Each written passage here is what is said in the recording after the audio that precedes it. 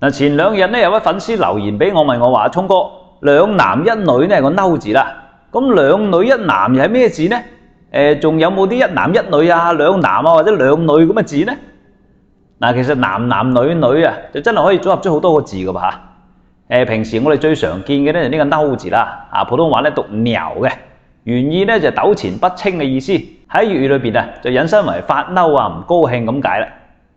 而兩女一男呢個字呢，粵語係讀甩，普通話讀撓，係妖嬈無媚嘅意思。